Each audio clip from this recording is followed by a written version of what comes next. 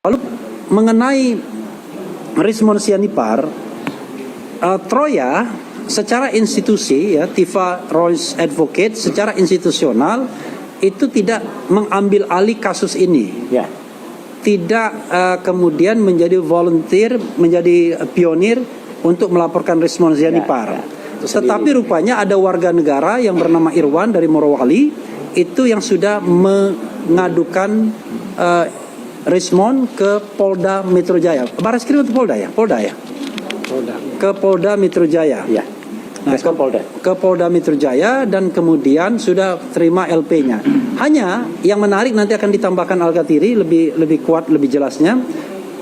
Sebenarnya dari pihak pelapor kami mendapatkan informasi sebenarnya 3 undang-undang yang akan dikenakan kepada Rismon.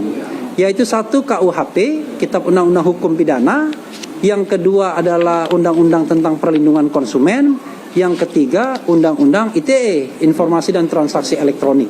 Tetapi rupanya dalam konteks ini penyidik profesional. Dia mengatakan kalau Anda mau menggunakan kalau lapornya di Ditreskrimum seperti ini, maka hanya bisa KUHP, yaitu tindak pidana umum. Ya. Tapi kalau ITE silakan ke cyber. Kalau perlindungan konsumen silakan ke Dirkrimsus, ya, Direktorat Kriminal Khusus.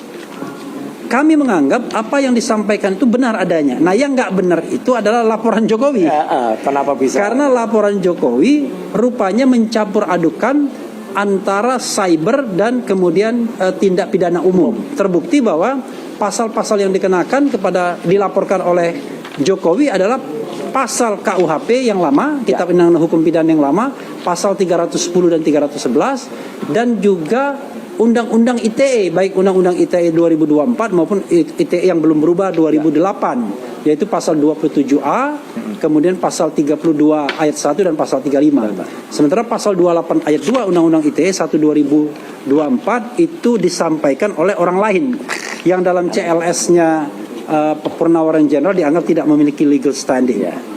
Nah, kami tidak tahu apakah akan ada gelombang laporan kepada Rismon lainnya, tetapi potensi itu paling tidak ada di 2 hal.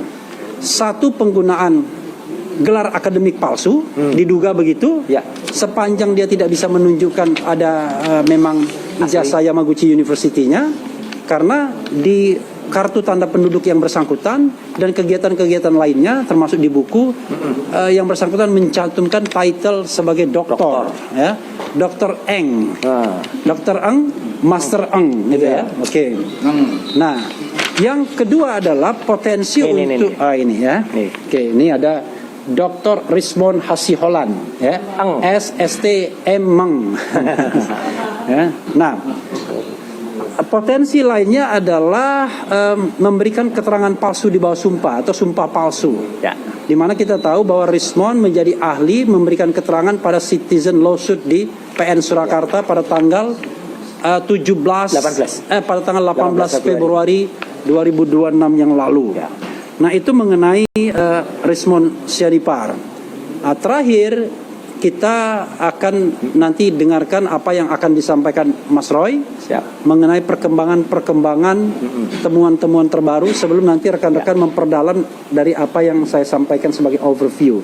Nanti saya mulai dari Mas Roy dulu karena Mas Roy barangkali mau menyampaikan temuan-temuan yang teman-teman lain dulu. Oh, teman-teman lain untuk mempertajam. Iya, mempertajam dulu. Silakan Mas Didit. Mas Didit akan menyampaikan soal tadi kan saya aspek formilnya, mungkin aspek material bahwa sesungguhnya pasal-pasal yang dikenakan sebagai basis penersangkaan itu sebenarnya banyak yang tidak masuk akal, bertentangan dan lain sebagainya. Silakan, silakan Mas Didit.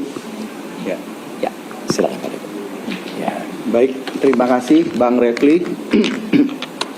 Jadi saya mau fokus ya pada pasal 310 KUHP, kemudian 434 KUHP yang baru. Itu sebagaimana yang tertuang dalam surat perubahan pasal terakhir 30 Maret dari Polda. Jadi dia menggunakan 2 pasal pencemaran nama baik, yaitu 310, tapi yang satu lagi KUHP baru 434